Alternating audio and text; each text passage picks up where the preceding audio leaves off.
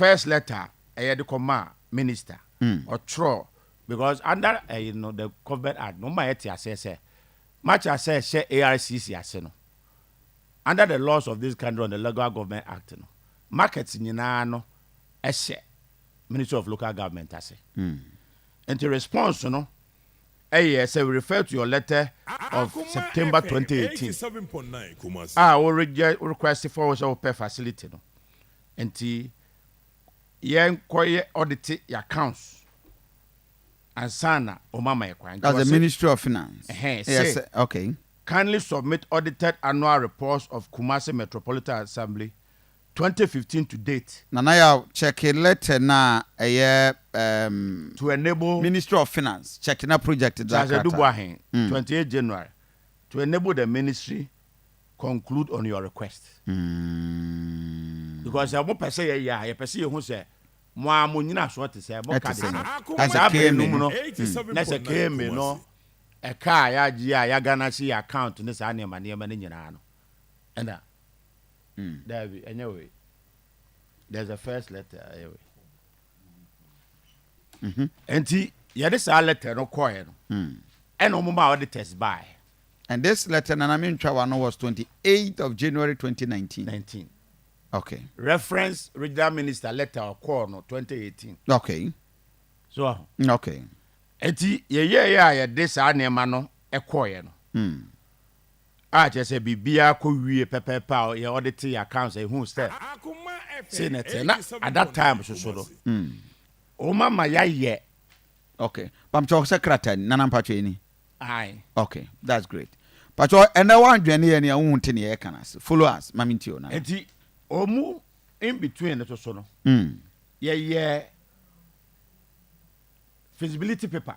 Okay. To justify the idea and the tier. Okay. Tier 3 say project we started in 2018 and still uncompleted.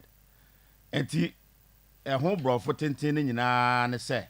Yeah, my options say. See fa 7.7 na. Yeah, DSC assassin so.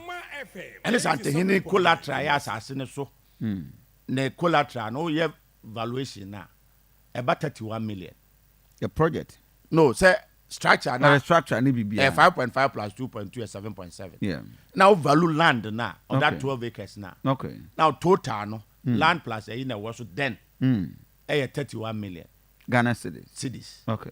And the feasibility next at 20 almost 50 million cedis yeah the be project ni nyina. Okay. Eti your frame be debt to equity ratio. Na yes almost who say omo ne sa na feasible. Okay. Nti ye dey paper yi feasibility report you coin. Na omo who say no kre.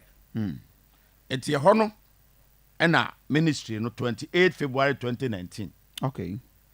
Or try say we refer to your letter dated 20 September 2018. Same minister letter.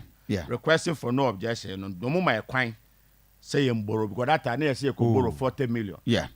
But now ye way no, they could see 50 million including consultants in it. Say mere abemu. And in accordance with Section 73 of the Public Finance Management Act, no more review your cash flows near recovery plan. Now yes, I have to pay out of property. No objection to borrow the money. Grace period is 1 year. 1 year. 10 or 6 years. Therefore, na krata ande da ho no. Bibia we mani fo hia to be kokem. Oba Kofi Asante wa mema wo munya. Ho de Ken Ofreata and a sign. Okay. And it was in line with number 5, in line with Section 75 of the PFM Act. KMA is hereby required to submit records of the transaction to the Treasury and Debt Management Division. Now, and hereby required to pay administrative fee of 400,000 cedis. Because that debt recovery department, okay. The payment of this fee is a condition precedent. Okay. To execution of the facility agreement with Fidelity Bank. The fee should be transferred to the account below. There's Oma my coin say, a bit my day, Aquajebosiano. Wow. Name also department norms so boy near as a human, almost fees as I see it here. We got the same account in anyway. Based on this, Kofi, and I fed you better Yemame. Okay. Haji Alima. That time, no one local government minister. Okay. Your letter you throw on your catcher and say. But your letter ni date near and 24th July 2029. Aha. Okay. Was it the 24th July 2020? Confirm. 2020. Okay. Request for approval to use part of KMA receivables from KJTR market to complete abandoned crew room project. Patch or any. At the time I call back say. Yene fidelity a wie no. Yene minister wie no. Ne kwa engage fidelity. Okay. And almost massa. Kumasi sika sem because in the first phase no. Sa 167 million no cry cash for 8,420 no e kono. Omun tria as a goodwill no. As at this time kro mu ko mu no. Obi antwa. Yenya e bia. And it's yes kasa ye massa kwan we dia. Entimi nya adwuma. 2. Start 7 contractors no more site no. They are the same people in 2008 or more. And you no by year audit you know. Who say NCC so but they don't have any basis. And can we change contractors? The contractors. Wow.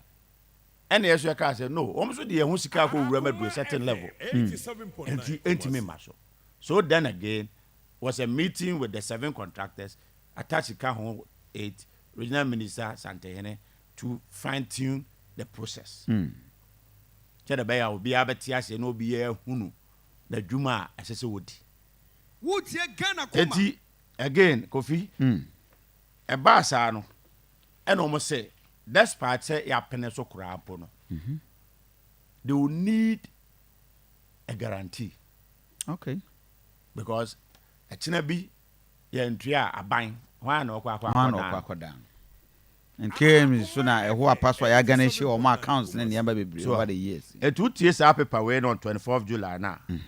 Or say we wish to apprise your Kofi market comment during President Kofi's regime in 2008 as part of 50th anniversary. Yema history, no. Although KMA was supposed to be the beneficiary client, funds were channeled through ARCC in August 2018. The debt recovery unit of Ministry of Finance have approved of 40 million. We have discussed with management of Fidelity on the following proposals. Initially using part of KMA's share of 17% and Kumasi Traditional Council's share as a collateral for the facility. Okay. Submission of cash flows of expected receivables. And the cash flows on B shall be a second collateral when the project is completed. Anytime within the period. Until when I Akoma Haja. And a sound follow up with a second letter on September. I saw Amoamanhene said we can write to inform you of a collective responsibility by the government under the leadership of Honorable Minister Mensa, Asante Regional Coordinating Council, Metro Chief Executive KMA, and His Majesty Otumfo in soliciting Fidelity Bank for a revised debt funding of 50 million. Discussions with management of Fed agreed on the following: submission of 4 scheduled payments, for which each phase shall be continuing funding upon raising certificates. Okay.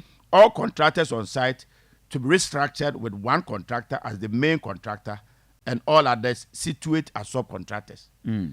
Guarantee performance bond to be submitted by the contractors to the consultant for submission. And I'm going to say, we are still comfortable with the Crawford. With the 7 contractors? Yes. No? Okay. It is a quantity said, yeah. Yamanipa Bakopenye lead consultant. Okay.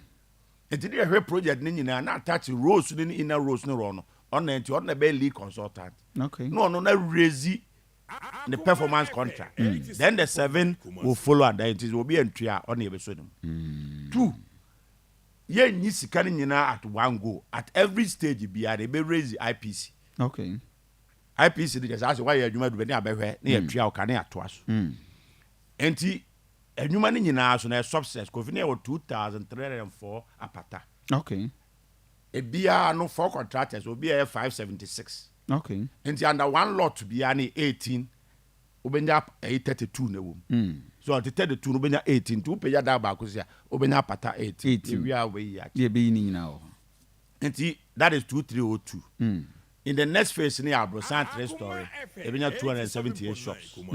Ebenya 4 food courts. Ebenya 190 square area body a friend no open area ebenya bank ebenya creche ebenya lorry station police station ebenya parking lot for about 170 vehicles ebenya bus terminal be load for 190 sa na we nyina na what 12 acre land na Okrofro which is 12 football size pitches Okrofro market na is on sanity enti as a some scratch and KGT. Yes, KGT 10 acres and Okrofro be 12. Yes. Enti with this phase in no and they will done that how much you so you be released in phases. Okay. Enti phases phase 1 is 862 until we are boss here the enrich ya mo start here boss no I get back to the near boss no nana go back to the near boss no we know enrich ya na mo 2021 say aye o ma sa na jarity ba bo hu ne papa aye and a plaster near that nyina okay enti wo mo cast conditions we na ya catch hard ya say na fe de wo mo so wo mo be pene because as I said, you're releasing in tranches. Into 8622, no, 80% of SAR 2304 apatano. 87.9. SAR contractors, now pay attaches to roads. Now phase 2 of the 14,448,500, no, and that's why you have the 278 shops and the 20% to complete the 2304. Okay, and then the other roads. So, it's your cars anyway, no, and now. Your true letter come hadia. And on also 17th November 2020.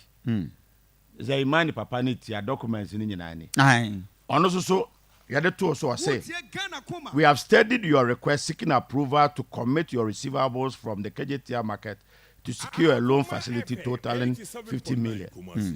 You further averred that the Ministry of Finance granted approval. Local government letterhead. I going to check it. Yeah. You have indicated in your letter that the additional amount requested is occasioned by increases in price of goods and services for the period. However, any additional request requires further approval from Minister of Finance. Okay. Because already in the 40. And between time, na be 50. I be 50. And the Minister of Finance approve 40. And it says it's a feasibility report, say 50 there. 10 million na can. This say yes, I could approval. Okay. So it has for now and there. In view of the above, I have no objection to your request, and I accordingly convey my approval to the Assembly to use its share of receivables from the KJTR market to secure a loan until Hajia anyway by. With this approval now, you know, and Asante so they are because on no allude now what guarantee. Okay. To also a man a letter to. Mama me Santehene letterhead. Yes. Palace. Pacho Ennin. Yes. That is the chief of staff in Troy. Okay. Authorization to use part of KTC's receivables from KJTR market as collateral to complete abandoned Kofi market. Wow. Your facility letter dated 18 September 2020 refers. As part of the conditions precedent, His Majesty Otumfuo said to Santehene in his quest to always support projects for the people of Asantema and Ghana, approved the use of part of Kumasi receivables from KJTR market as a collateral to support the 50 million loan facility from your bank to complete the abandoned Kofi market. We will appreciate if you will be updating His Majesty through his liaison officer Nana Jenny Boateng on all processes of the project. Wow. The Kofi, we are mentia or take a course on Ankasa authorized. They wanted his backing. I'm a chirebi. Yes, and then him say, "Yes, kana." And our Henry Tomb says, "So we are a brown Amoamanhene de akosie." Now one so Brahmin chef kesim bebo no amane. They said the name man can. And there was status report at every site meeting. You call site meetings. Me was site meeting 1 hour. Kosi site meeting 26. Ni nyina so so pe the minutes are obenya. As I meeting no. Then and the current PM were presiding member no. That time no one PM no. Ono no nyina call site meeting. Ono ba ko dey appear. Om na ekro from nti no. Na om ba meeting ni bi. Me the whole documents be kire. Kasa nyam so ansa na Hajia pene so no. Na Santehene ni de ba ya na ye twa KM no. Omo invite me 3 times.